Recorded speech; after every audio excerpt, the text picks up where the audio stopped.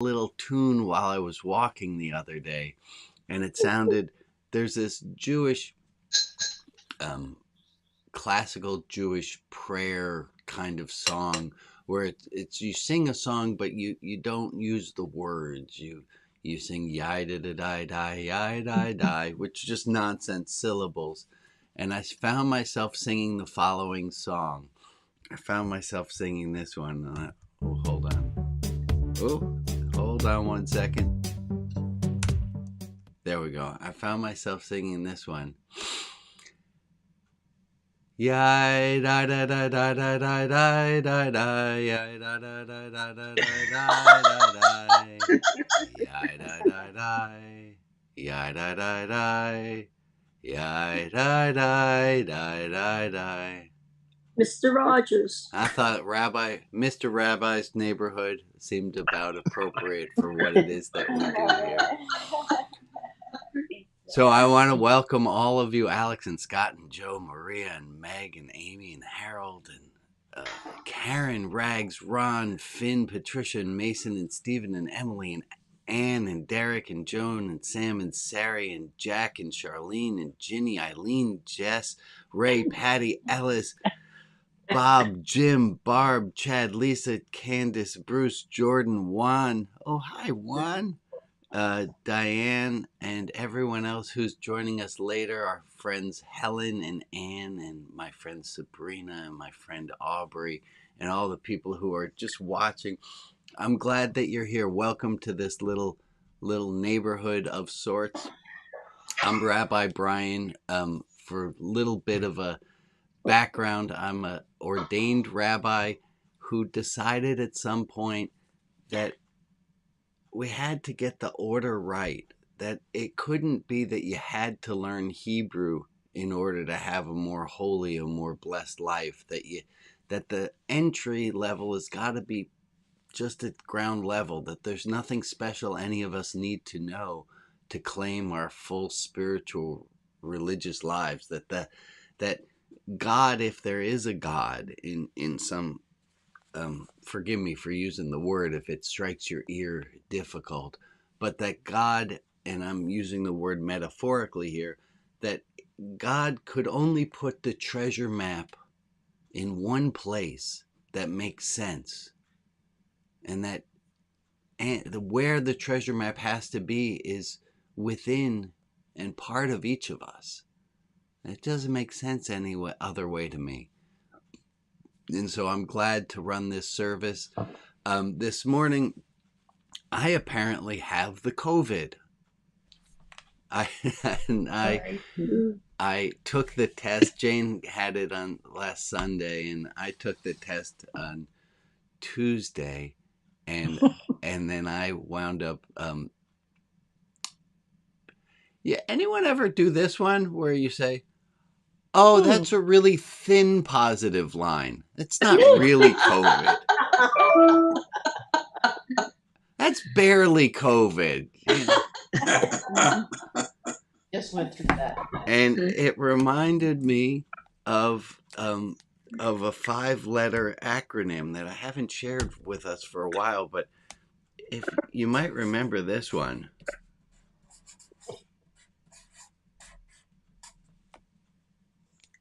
Give me a show of hands, or say the word aloud if you remember those letters.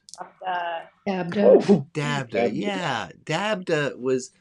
It's based on the work of Elizabeth Kubler-Ross, and often people think of them as the stages of grief. And I'm fascinated by the footnotes of history, like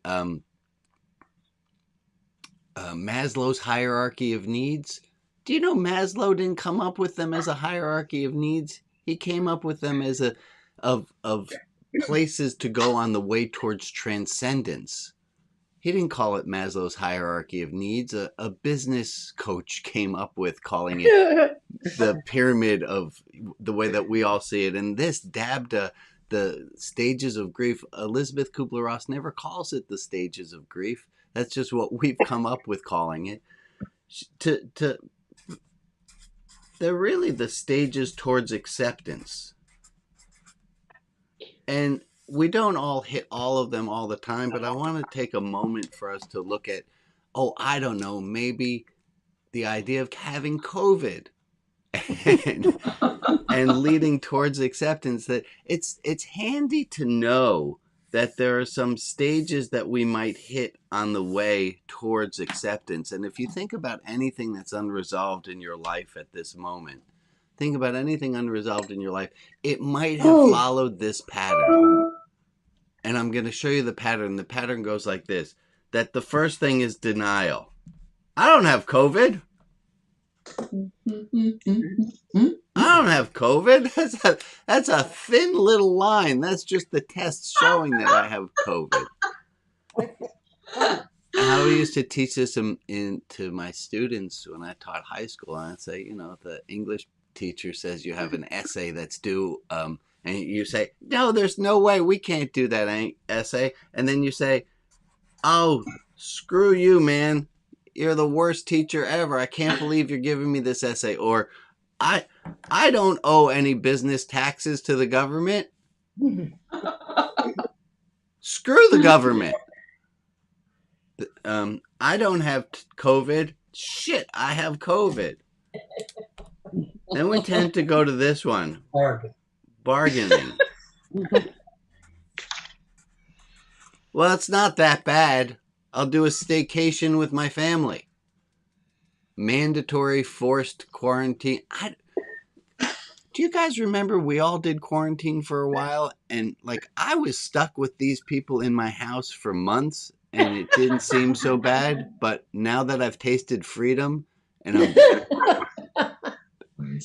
Or is it that they were stuck with you in the house? Ray, no. She is lucky. Yeah, it's a bit of bargaining for all of us. It's a little bit of bargaining for all of us of, we all get to spend some extra time together. So denial, anger, bargaining, depression. It hits us like a ton of bricks for a while. And finally, we get towards acceptance. And acceptance often happens in two stages, that we start with the acceptance just mentally in our minds. And then finally we get to, that's supposed to be an arrow, mind, and then we get to acceptance in our hearts. So before we continue on, I'll just take a moment for you to consider whatever it is that you're unresolved within your heart right now, that you'd like to be, if you could, you'd like to be at acceptance with it. And just take a moment to think that thing about which you would love to have acceptance. Are you at the d part of that right now? I feel like that a little bit. I don't know where I am, And Brian, but I'm still trying to get in to see you properly. And I've got something stuck on my computer that won't go away. Well, we see you, Joy, and I'm glad that you're here. Glad to see you again. Let's take a moment as we begin off the service this morning with a little bit of a land acknowledgement of where it is. I'm in the traditional lands of the Clackamas peoples. And if you are got animals happening around here, that's all right. If you change your name to show where it is, what land that you're on, or if you take a moment to tell us if you've done a little bit of research, and if you've not ever done it, it's an interesting thing to do, is to go to native-land.ca, native-land.ca, and you can find out whose land you're currently on. And I'll take a moment. I see people have changed the names on their screens to reflect where they are. I can't spell Nansemina-Picatan. Well, thank you for telling us where you are. And let's take another. Still in Warmish tribe. That's where you are, Emily. Thank you for saying. Thank you. I think as far as Shetland's concerned and Britain, we've had so many different changes over the last 2,000 years. Yeah. I don't know who was originally here at all. Well, take a look and see what you can find, and see if Yeah. where you are is historically Yeah. not yours. It's a little sobering to do. Okay, I'm going to Yes. start us this morning with I picked up a cordless vacuum yesterday because I made challah. Make every Friday night I make a challah, and I spilled some baking soda. I boil the challah and I make a little pretzel-y kind of crust on my challah. I get very fancy about it. But I spilled my baking soda, which I need in the water to boil the any which way. And I was using my cordless vacuum, and I thought, these things are pretty awesome. Because I remember the cordless vacuum that I had in 1990, somewhere around there in college, and it wasn't really that good.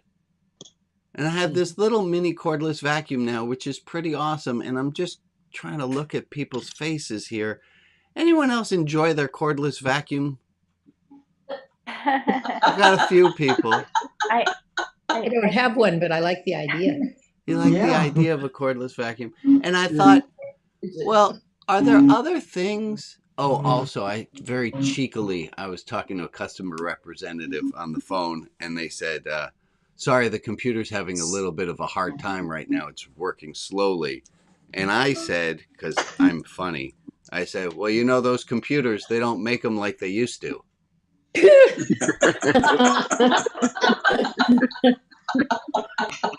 And I want to take a moment to... and there's a word on the screen, gratitude. The cordless vacuum cleaners are amazing compared to what they were 10 years ago. Computers nowadays, phones nowadays. Tell me some other things that we have a bit of gratitude for, technology-wise, something that's a little better now than it used to be 5-10 years ago. I did math on a slide rule. You don't have to use a slide rule. We have calculators. We have really cool electronics for that. What else you got? Zoom. Zoom. That's a great answer. Tell me what else are you thankful for? A little gratitude. An internet that works. The internet went down all across Canada yesterday. Yeah, Canada was out for a little while. Cell phones. Very painful. Cell phones. Cell phones. So we'll take a moment to be grateful for cell phones and for internet that's stable and works. Espresso machines. In espresso machines. We didn't used to have espresso machines. I mean, not like we do now. That's pretty cool. What else are we appreciative of? Air conditioner. Air conditioners. Air conditioner. Amen. Let's get 3 or 4 more. What else? My breath to continue on my journey. Your breath. The technology of breathing has not changed much, but the fact that you're aware of your breathing, that part can be new. I'll give you that. Let's take 2 more. 2 more little electronic cigarettes. Yes, having a mobility scooter. Yeah, mobility scooter and being able to vape. I didn't think I would say that one aloud, but why not? I want us to take a moment and to realize what happens. This is just neurologically in our heads. What happens when we take a moment and we acknowledge the things that we enjoy? We take a moment for gratitude. And just notice what that does to your psyche. When you start looking for, oh, here's something that's better than it used to be. I dare say it's a little revolutionary. And it's almost countercultural. You're such a revolutionary. Yeah. I'm going to suggest that we have the ability to have a little bit more gratitude just by choosing to. So I'm going to start us with a little bit of gratitude and gratitude is an attitude. Yes. Very cool. Very cool. Yeah. I'm very grateful for charging units that actually get things moving, like the cordless vacuum cleaner and the iPad that I'm on at the moment. We do have a lot to be My thankful phone. for. Thank you, Joy, for reminding us. We have a lot to be thankful for, and it's difficult. Difficult might not be the right word, but there's something about having gratitude that it's not our default setting always. So ask us, hold on to that. We're going to take a purposefully silent minute in a moment.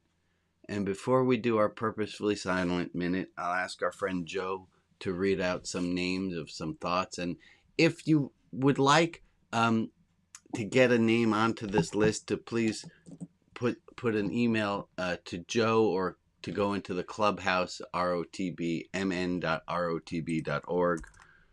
and find our listing there, mn.rotb.org. Joe, go ahead, read us the list, would you please? I would be honored. Frankie D, Kathleen, Eileen, Eloise, Athena, Adam, Evelyn, Jack A, Betty A, Alex, Diane, Francis Maria, Carol, Michael, Leanne, Lauren B, Lauren L, Mary H, Christine M, Kip, Marilyn G, Amy, Betsy M, Rita S, April, Emily, Peggy Brown, Ken Ludwig, Greta Vosper, Patty and Ray Jones, Vashti Ross, Rabbi Brian, Jean, Annie Emmett, Marilyn Wilson, and any people suffering today. Well, let's take a minute, and we'll start right up here when it gets to 8:18. We'll take a minute of silence.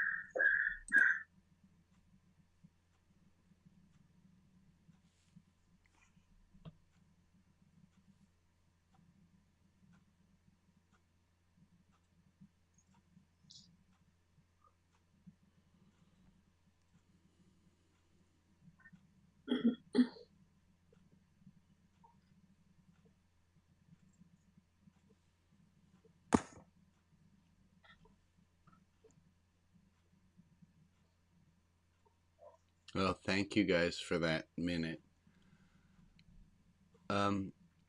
If you are new and there's a chat that's going on, there's a chat feature. If you're on Facebook or watching this later on YouTube, you can make comments. I'll see them later. If you are live on Facebook, you can make comments. I can see those live.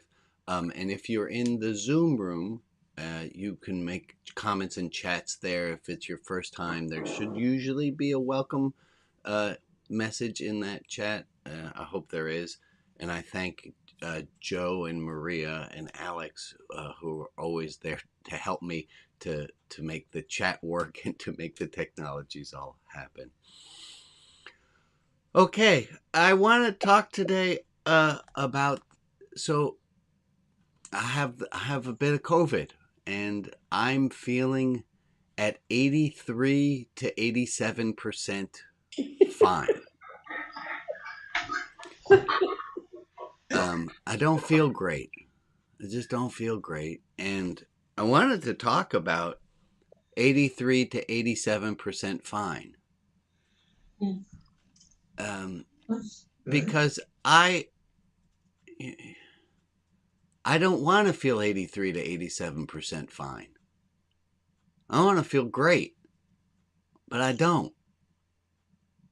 And I challenged myself this week to run a service that was 83% fine.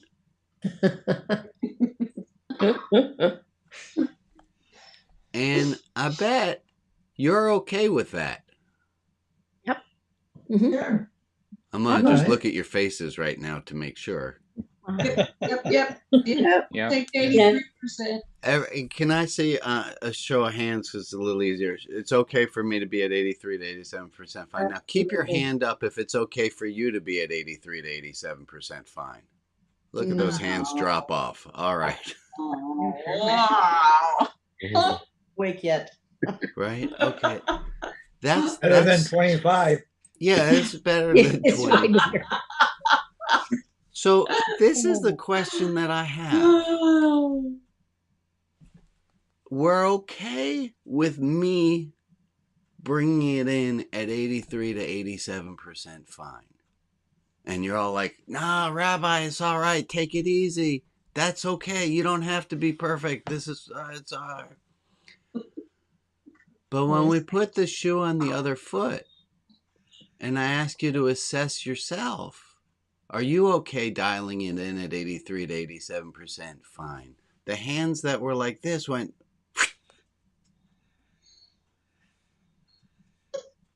Well, I want us to talk a moment about that. Go ahead, Charlene. I'm that way this week, which is unusual for me, but I moved my parents from Barrie, Ontario to Waterloo, Ontario. And they came on June 28th, and they were to move into their new apartment July 5th. On July 5th, my dad died took his last breath just before noon. Oh my. And then at 2:00, I moved my mother into her new apartment. Oh wow. So the whole week has been sort of an 83%. And it's humbling, but I'm so glad you have this. I could hardly wait for the Saturday service. Yeah. So I'm learning to embrace that 83%. Well, Charlene, I think we're all willing to extend to you like a 41% would be fine. Yes. Amen. Surreal week. Surreal. Amen. Surreal Amen. week. Well, thank you for sharing Amen. that with us. And thank you for being human enough to know that it's all right to not be. Golly gee, isn't my Instagram all perfect? Isn't that? Life is wonderful. Yeah, it's not. It's rough. Charlene, thank you so much for sharing. She hasn't Alex, done anything or been out. say it again, Steve. Sorry. Oh, was that? Okay, that's all. We're all still learning the technology. Alex, you have your hand up. Go ahead. Well, for me, it is a lot less about how I feel and more about how I perform. Right? Yeah. You know, I'm good with. Well, I'm not good. I mean, you know, I'd rather feel great all the time too. But you know, for me, you know, I have very high expectations about what I do. My expectations about how I feel or how I feel about things can be pretty low, but I have a very high standard of performance for myself. And I get angry at myself, not when I'm feeling bad, but when I'm feeling bad and I'm not able to perform at the level that I expect. Yeah, that's a great distinction to make. I'm not. I can't argue with my physicality. I can't argue with the fact that I'm a little peaked. Hey, guess what? I have COVID. I'm a little peaked. Like, yeah, I get that. But it's the performance part. Here, I'll show you if I get this. Hold on to your screen for a second. That is not the screen I meant to show you. It's lovely though. This is the outline that I had on June 25th. What I thought the service was going to look like. June 25th proposed. Here's today's. Yes. There's much less to it. Yeah, I don't feel well, so I'm only able to do so much. And I guess my challenge for me and for all of us is, can we just be all right with not producing great works? Sari and Jack have hands up. Go ahead, Sari, and then Jack. I just want to bring together two things that have been said. One is the Instagram idea and the performance idea. Instagram is actually just showing your performance. So to Alex's point, it seems that most people want to project to the outside world strong performance, and that's what. And to your point, that's what they're posting on Instagram. The highlights, the positives. Yeah, and what would it be like if we posted, "I'm having a shitty day"? Wouldn't that be so? I mean, I not to put myself on a pedestal here, but isn't it nice to know that I'm allowing myself to have a hard time, which then gives you permission to have a hard time too? And or give you a hug. And you don't want to hug me. I have COVID. I'm going to go with Jack and then Joy. But could you think of it? Hug. I'll take the virtual hug. Can you think of it as a service to other people of not doing well, of not saying that you're doing well, as a way of giving them permission to do the same? Let's go with Jack and then Joy. Go ahead, Jack. When someone is ill, we should not have expectations of them. Yeah, if somebody's ill, we should have lower expectations of them. And I wonder if we can say it first person singular. When I am ill, I should have lower expectations of me. Definitely. Yeah. Okay, go ahead, Joy. I've had to accept that I can no longer preach because my eyesight is giving way. Mm-hmm. That has been very difficult to handle. I've come away from being a lay reader, being retired. I obviously did quite well because I got the honour of having emeritus after my lay reader now, and the certificate that goes with it, which I never expected. But I found it so difficult. And I found it very difficult to feel that I can't perform as well as I did. Thank you, Joy. Thank you. It's very difficult. It's very difficult, especially when we're used to doing things well and being seen for them. That all of a sudden now we're going to show people that we can't do that thing well. Thank you for sharing. Go ahead, Al. Yeah, I just wanted to add that when, in my view, when people are well, we should have lower expectations of them too. Like, this isn't all predicated on us being sick or us being compromised, in my view. Like, I really like the idea of, and this has been really healing for me, to just be curious about how well I'm going to do. Be curious about how well other people are going to do. Give them permission to be a little less today. Give them permission to be a little more today. Yeah. And not attach so much to the expectation of an outcome. How many of us expect things to go perfectly all the time? And then don't answer that, because I'm afraid the answer is like all of us. Folks, ain't we old enough to know better? Apparently not. Yeah. Apparently we're still learning this one. Mm-hmm. Okay. Okay. I'm gonna change topics for a moment. I'd like you in the chat. To type something in, and you don't need to hit enter. I just want you to open up the chat window and be prepared to type something in, but you don't need to hit enter. And I'm going to ask everyone to type the same thing into the chat right now, which is the answer to the question, when was the last time you made a mistake and what was it? So type into the chat, when was the last time you made a mistake and what was it? And again, you don't have to hit enter. we'll all hit enter at the same time or not. But this way, all of these will go up at the same time.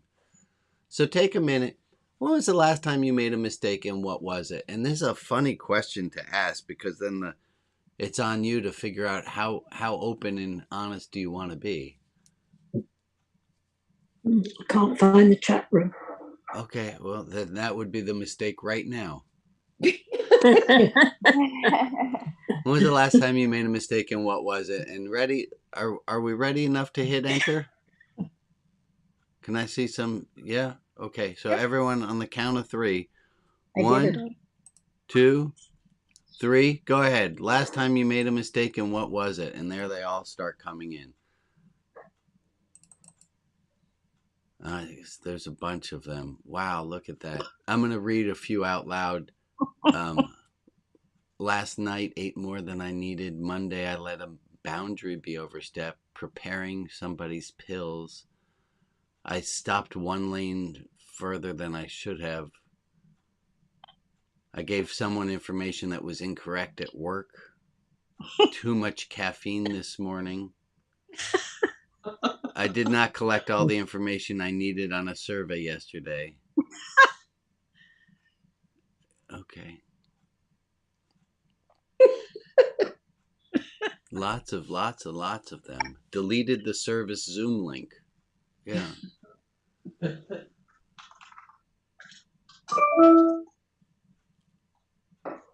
Here's the next question. So we've all made mistakes. Yeah. How easily can we forgive ourselves for having made these mistakes? And then the question that's really under it is, what's keeping us? And there's a quote, I copied it. I'm going to put mistakes. The mistakes themselves are what's keeping us in trouble. Hold on. No, they're keeping us alive. Here's a quote by somebody. Give me a pronunciation on the name Gurdjieff. Gurdjieff. Gurdjieff. I gotta get a spelling on that. Goethe. No, that would be a different.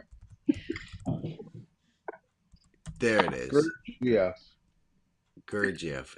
Gurdjieff said this, and it is not the right quote for the moment, but I thought it was the right quote when I put this together.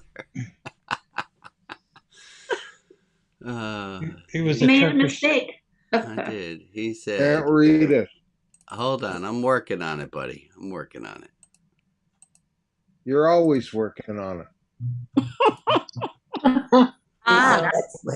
It's very difficult to sacrifice one's suffering. A person will renounce any pleasures you like, but will not give us their suffering. Let's take a moment with that one.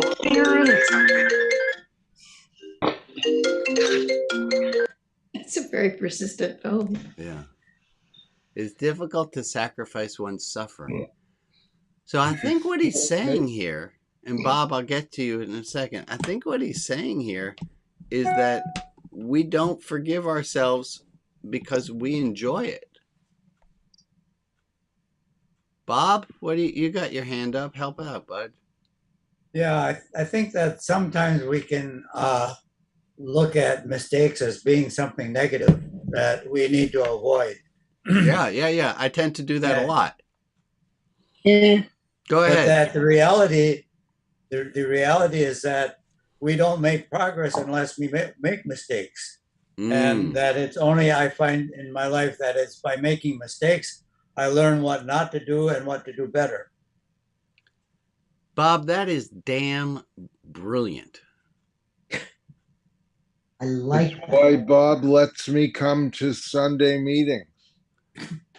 That it is because we make mistakes that we learn, that we grow. It's because of the mistakes that we learn and we grow. That we wouldn't learn and grow if we didn't make the mistakes. Right. And I can't have expectations about whether or not other people are going to make mistakes, because I don't know what their life experience is going to be. They're going to make mistakes. I'm pretty sure of it. Right. And then do we have within us the ability to forgive them their trespasses as we forgive ourselves for trespassing against? We make mistakes, they make mistakes. Speaking of mistakes. Yeah. I like that. The important part of that is forgiving ourselves for being upset at making a mistake. Right. And that's that. Thank you, Bob. And that nails us into this quote. That at what point do we hold on to our mistakes like with pride, in a proud that we shouldn't hold on to?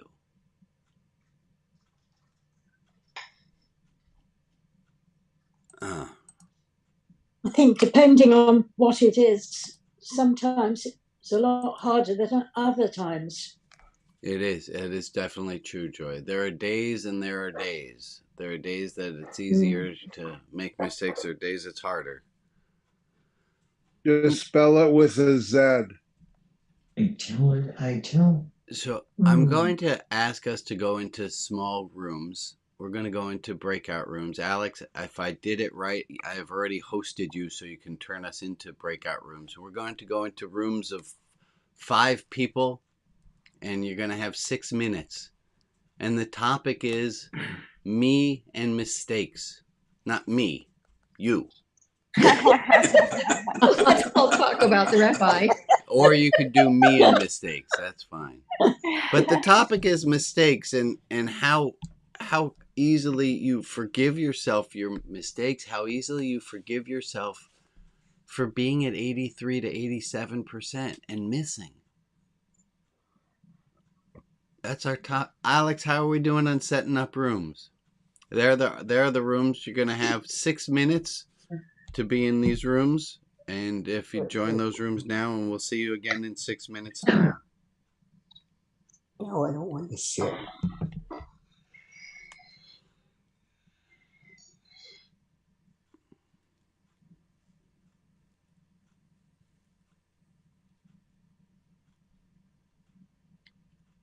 If you're on a phone, it will automatically drop you into a room, or it's supposed to.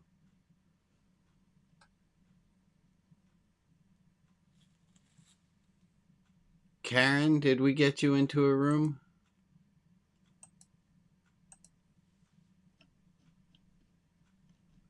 And I do have our Facebook friends. There we have Shirley is saying good morning from Facebook. She can't go to a breakout room. Yeah, I think Karen is frozen. Okay.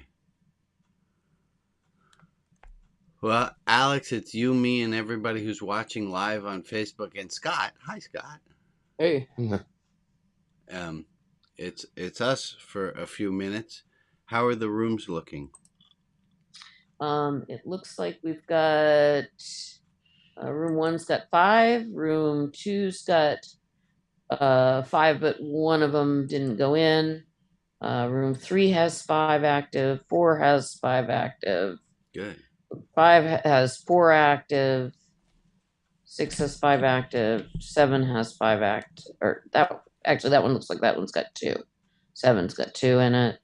I'm gonna go join 7 if it's only got 2 people then. Yeah. One's beloved. I look at the face of hypocrisy and I shudder. And I look at the face of dishonesty and I cringe.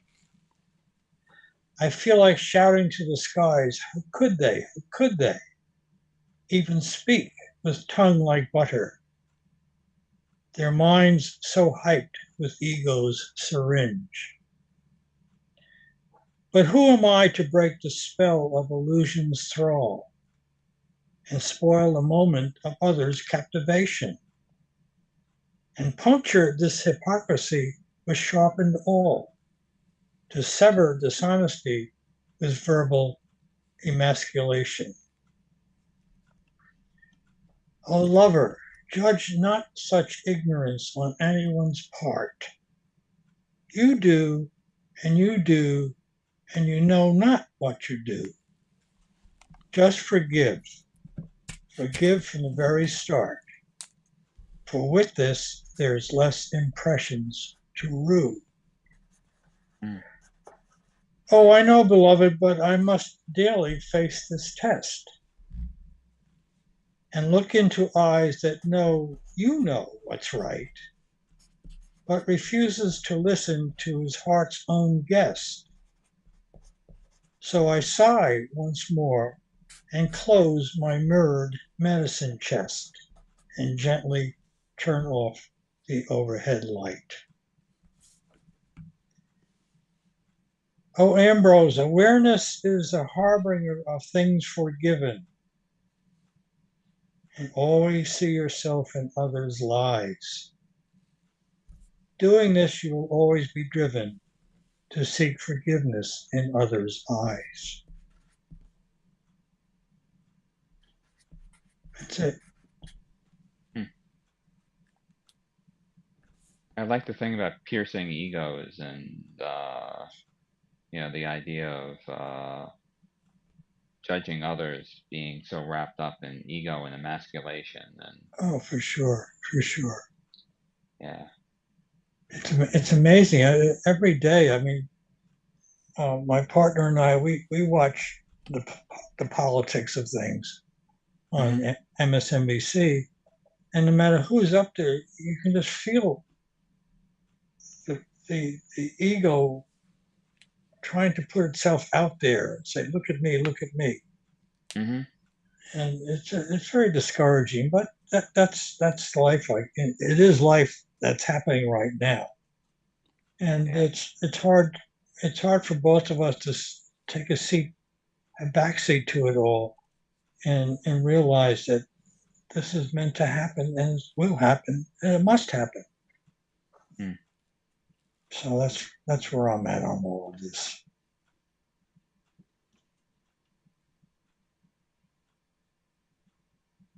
that's great. Yeah. It's really an inward journey, this whole thing of, self-forgiveness, to not be so focused on what's going on outside, either things I caused or things other people caused. True. Yep. It's one of the, as I mentioned before, the inner life is the greatest journey you could ever take. Yep.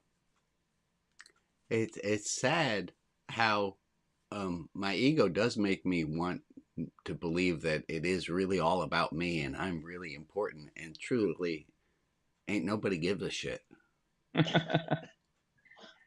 Well, I do.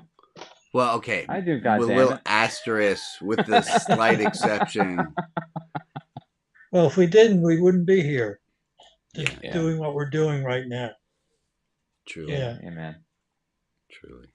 It's I had a Buddhist teacher who said, Brian, always remember there are 100 million Chinese people who don't give a shit about you. yes. 3 billion.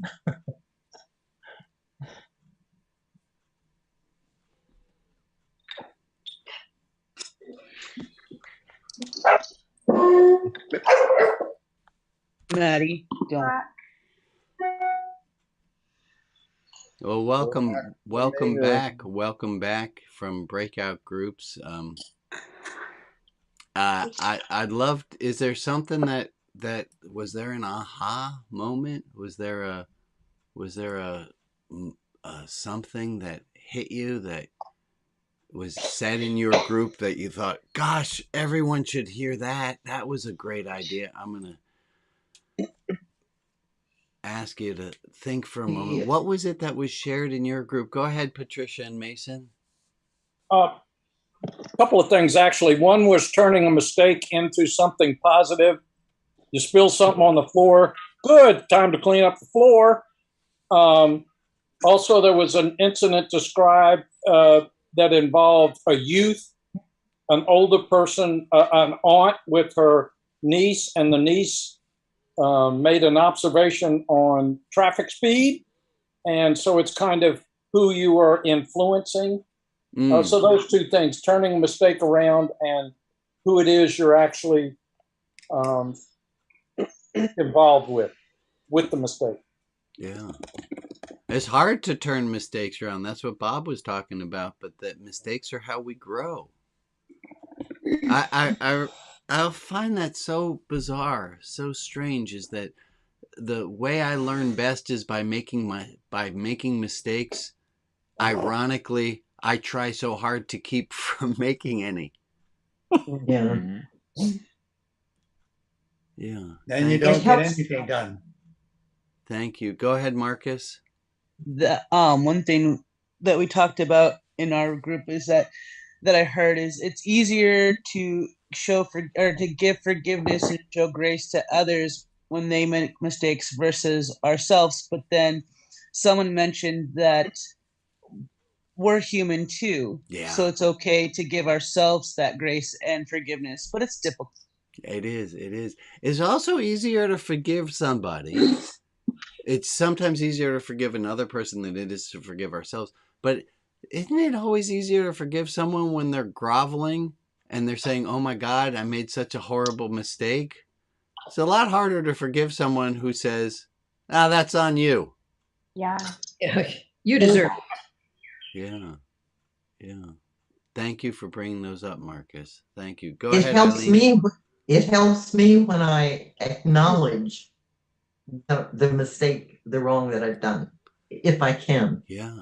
And then to do this all internally within our own head of saying, I made a mistake and I need to forgive myself. Go ahead, Eileen, and then Finn. I was just going to mention in our group, it also came up that we need to accept help from others. We're so willing to help other people, and we're not willing to ask for help when we need it. And it makes us feel good to help others, so we need to let others feel that too when we need help. It's hard to do. Absolutely. I am doing a great job of giving my neighbors the opportunities to help me. Good. And it's totally, and I know exactly where I'm stuck on it is I usually go shopping and I buy, a normal amount of groceries. I seem to be sending my neighbor friends who keep asking, is there anything you need? And like, yeah, bread flour. Like I am sending them to the store for just one thing. And I'm trying to not feel guilty about that. That, like, had I just remembered, oh, I also need plastic wrap. But I haven't told any neighbor that yet because I didn't think of it until I need plastic wrap. But just asking people to do little favors to be of a little bit of help. It's a hard thing. Go ahead, Finn. Sorry, I babbled on a little there. In our group, Rob was saying we just need to take ourselves less seriously, and I think that's great. As a mini example, taking transit, sorry, as my phone's going, I used to be all embarrassed if I started to fall or something, but everyone does that. It's transit. And so I started to giggle at myself a little bit. It's just a little baby steps. Yeah. And even not getting horribly upset when your phone rings while you're talking. Right? It's those little things. No. Apology not accepted on that one. You were already forgiven. It's how well can we, and this is how well, when the little thing goes wrong, are you able to forgive yourself? And if you're not, how well able are you to forgive yourself for not yet forgiving yourself? It's this thing that Larry talked about a few weeks ago of that all creatures feel, but we have the ability, and it might be a curse, to feel about how we're feeling. And how easily can we forgive ourselves for not forgiving ourselves? Because at some point we can forgive ourselves for that, and it can start to melt the whole thing down. It's not so easy to do. Okay, 83 to 87%. And somebody pointed out, I got a message, hey, it's like that newsletter is the 77%. Yeah, that was the whole point of that. The whole point of the newsletter being 77% was to remind me that don't try so hard. Stop working yourself so hard. What are you trying to prove, and to whom? And why? It's okay. A B+ is fine. No, that's good. A B- is fine because it's pass fail, folks. Yeah. Emmett's school, they round all the grades, or at some point they did. So you couldn't get an A+, you could only get an A. You couldn't get an A-, you could only get an A. And I told him at one, he had like a 98%. I said, son, you worked too hard. You did it wrong. You only needed a 91. Oh, I couldn't do that. So here's our homework. Probably enough. Here's our homework assignment. This week, do what I just did. Put it out there. Not well. When my first therapist, Dr. Victor Morton, he double dog dared me to hand in a paper in rabbinical school that wasn't good. Did you do it? So I did. Well, because he double dog dared me, man. He was my therapist like this. So I handed in, I can still remember the layout of that particular classroom. And I remember the teacher collecting the papers. And I remember clear as day, everybody staring at me, looking at the paper. Now, obviously, I'm full of shit. Nobody's paying any attention except for me. But I'm holding the paper in my hand, knowing full well this is not the best quality I could ever hand in. And I'm certain everybody, and I get it back. I get it, like, it was pass fail. I passed. Yay, hooray. It was life-changing. Nobody cared. So I'm going to give us all this homework this week. Don't do it well. The reason why you passed is because you achieved your objective. Yeah. Rags, this doesn't sound comfortable to you. Oh, not even a little bit. I have a perfectionist streak about. Okay, well, here's ironically the homework assignment, and the only way to get an A on this homework assignment is to get a C. I see. Oh, I see a few other heads of some of my nerdy friends who are. Don't you think I don't see you? I see you, because this is what you're doing with your head right now. I see you. You're doing this. No, that's us who are the C's. No, I know who it is because it's a guy I play chess with. I see that face. I see a few of you. I grabbed it and I seized it. Good. So our homework assignment this week is to not be perfect. And I'll thank you all. I have my proof. And look, I had good knowledge going in. I know this group. I know that you ought to all forgive me. But still, I had to say, fuck it. That's my whole outline. That's what I'm going with. We got to see you. And you got to see it. You could have stayed home and said you're on your own. Right. Glad you're here. And I could have stayed up late last night, and I could have gotten up early this morning, and I could have prepared more. But you know what? I didn't, and I took a chance. And I took a chance at 83 to 87%, and it was fine. And I'm going to make that the challenge for all of us for this week. I'm going to show all your faces on the screen again. Hold on a second so we can all say a goodbye. There's everybody.